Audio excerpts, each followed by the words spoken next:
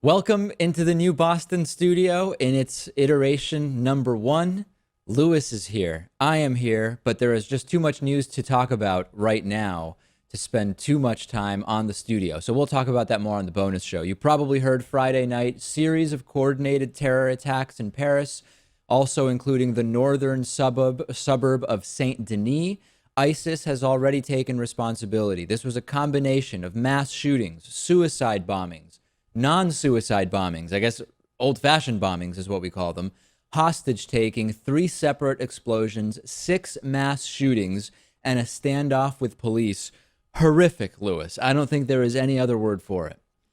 Yeah, I was, of course, I was listening, I was watching, and my reaction was really similar to my reaction from 9/11 in a way, just a large scale attack and something you just really don't expect to see. The details of it, the first attack beginning shortly after 9 p.m. local time, reportedly ending just before 1 a.m. Early Saturday morning. So far, we know that at least 129 people were killed, somewhere around 8 attackers were killed, and over 350 people injured. A state of emergency was announced in France. This put temporary controls at the borders. First citywide curfew since 1944. The death toll of 129, Lewis, makes these the deadliest attacks in France since World War II. Motive. Why France? Why at this time? The motive is speculated to be possibly retaliation by ISIS for the French role in the Syrian civil war and the Iraqi civil war. And French President Francois Hollande has stated that this was a combination of ISIS from abroad working in concert with what they're for now describing as internal help. And I think when you see this level of coordination, I don't think it's surprising to anybody that internal help was probably a factor.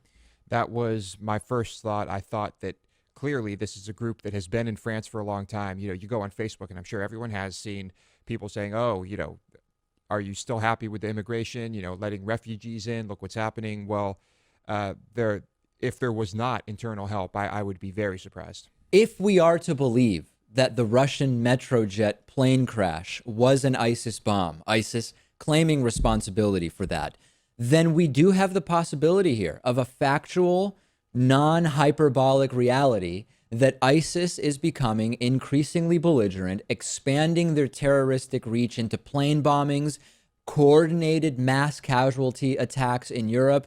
This was not a lone wolf in Paris, Lewis. This was, I hesitate to say this, but close to a military operation that we saw. This is serious, and at the same time, what should the reaction be? We have to remember that this is not a lone wolf attack.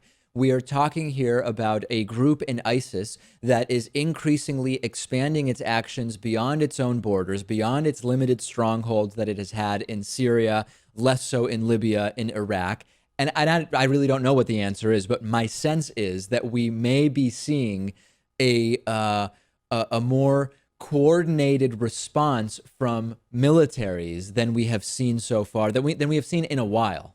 Well, not really just a response. I mean, I think this should and it will make the world reevaluate the threat of ISIS. And I've said before that I think we need to be more firm with ISIS, and well, this is proof of that. And this is also bringing up new questions about, for a while we've been talking about, yes, the U.S. decision to go into Iraq was responsible for creating the vacuum in which ISIS was created in the first place. At the same time, how far does that responsibility take the United States, given that we have not seen ISIS be a direct threat to the national security of the U.S. within foreign soil? Of course, many Americans in Paris all the time, traveling, etc.